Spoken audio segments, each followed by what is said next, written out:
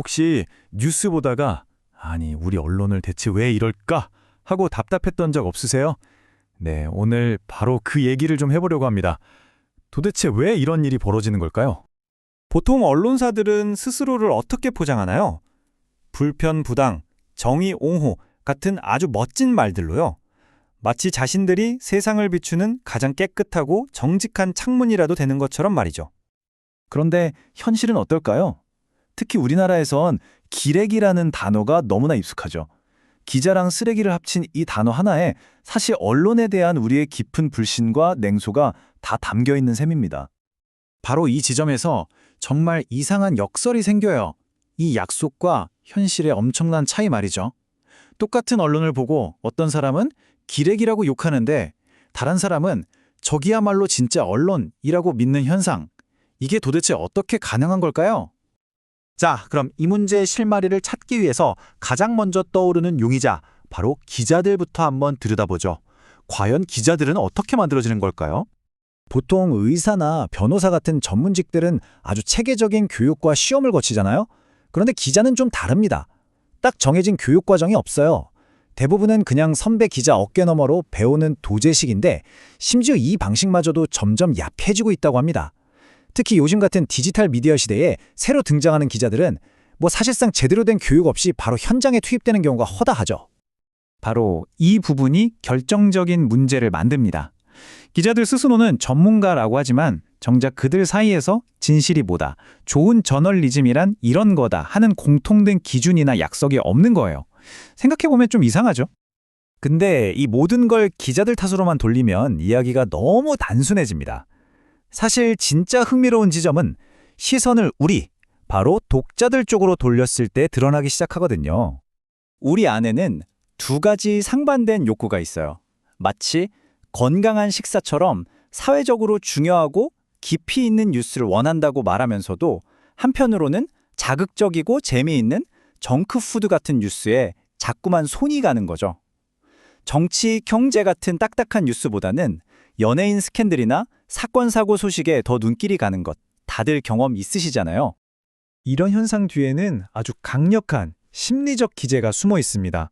바로 확증 편향이라는 건데요. 이게 뭐냐면 사람은 기본적으로 자기가 원래 믿고 있던 생각이나 가치관을 확인시켜주는 정보를 훨씬 더 좋아하고 그런 정보만 찾아보려는 경향이 있다는 거예요. 한마디로 내 생각이 맞다는 말을 듣고 싶어 하는 거죠. 그러니까 이게 핵심입니다. 사람들은 입으로는 객관적인 진실을 원한다고 외치지만 실제 우리 손가락이 클릭하고 우리의 눈이 머무는 곳은 결국 내가 듣고 싶은 이야기라는 거죠. 언론은 바로 이 점을 너무나 잘 알고 있고요. 자, 그럼 이런 시장의 논리가 권력의 방향과 만나면 어떤 일이 벌어질까요? 진실이라는 것이 얼마나 극적으로 바뀔 수 있는지 아주 명확하게 보여주는 역사적 사례를 하나 보겠습니다. 1980년입니다. 군사 쿠데타로 전두환 씨가 권력을 잡았을 때 당시 신문 헤드라인은 그를 신념과 의지의 행동인이라고 칭송했습니다. 그야말로 아부에 가까운 아주 긍정적인 보도 일색이었죠. 그리고 시간이 흘러 2021년 그가 사망했을 때 헤드라인은 어땠을까요? 학살자, 반성 없이 죽다. 완전히 정반대의 평가죠. 그를 칭송했던 바로 그 언론들이 이제는 그를 폭력적인 독재자로 규탄하고 나선 겁니다. 여기서 중요한 건 전두환이라는 인물의 역사적 사실이 40년 사이에 바뀐 게 아니라는 점입니다. 뭐가 바뀐 걸까요? 바로 정치적인 바람의 방향, 즉 권력의 향방이 바뀐 거죠. 이 사례는 언론이 어떻게 원칙보다는 권력의 눈치를 보는 풍향계가 될 수 있는지를 정말 적나라하게 보여줍니다. 자, 그럼 여기까지의 이야기를 정리해 볼까요? 이게 단순히 기자들만의 문제도 아니고 또 우리 독자들의 욕망과도 깊이 얽혀 있다면 과연 최종 결론은 뭘까요? 누구의 잘못일까요? 아마도 가장 핵심적인 진실은 이것일 겁니다. 언론은 그것을 소비하는 사람들의 거울이다. 그러니까 언론이라는 게 저 멀리 떨어져서 우리에게 일방적으로 영향을 주는 존재가 아니라 사실은 우리 사회, 우리 자신의 모습을 그대로 비추고 있다는 거죠. 이 거울이라는 비유는 한국 언론이 처한 기묘한 역설을 정말 잘 설명해 줍니다. 보세요. 우리나라 언론 자유도는 세계적으로도 아주 높은 수준입니다. 그런데 언론에 대한 국민들의 신뢰도는 바닥을 기고 있죠. 정말 이상하지 않나요?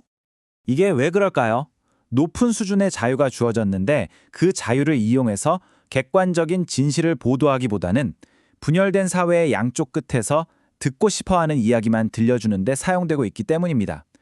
내 편만 들어주는 언론은 환영받지만 결국 전체 언론에 대한 신뢰는 무너져 내리는 거죠. 그럼 이제 가장 중요한 질문으로 넘어가 보겠습니다. 언론이 우리를 비추는 거울이라면 이 마음에 안 드는 거울 속 모습을 어떻게 하면 바꿀 수 있을까요? 한 가지는 분명합니다. 문제가 언론에만 있는 게 아니라는 거죠. 그렇다면 해결책 역시 언론한테만 요구할 수는 없는 노릇입니다. 기자들 정신 차려라 라고 외치는 것만으로는 부족해요. 그건 딱 절반짜리 진단이고 당연히 절반짜리 해결책밖에 될 수 없겠죠. 진정한 변화는 바로 거울을 보고 있는 우리, 즉 뉴스를 소비하는 우리 자신에게서 시작되어야 합니다. 먼저 내게에도 편견이 있다는 걸 인정하는 것, 그리고 건강한 뉴스와 자극적인 뉴스 모두를 원하는 내 모습을 이해하는 거죠. 나아가서 내가 좋아하는 매체의 지사라도 한 번 더 비판적으로 들여다보고 정말 좋은 기사에는 클릭이나 구독으로 보상해주는 겁니다. 바로 이런 우리의 관심이 언론에 보내는 가장 강력한 신호가 될 테니까요. 결국 마지막 질문은 우리 각자에게 돌아옵니다.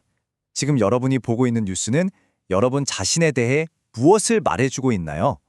언론이 정말 우리의 거울이라면 거울 속 모습을 바꾸는 첫걸음은 그 거울을 들여다보는 바로 우리 자신에게서 시작되어야 하지 않을까요?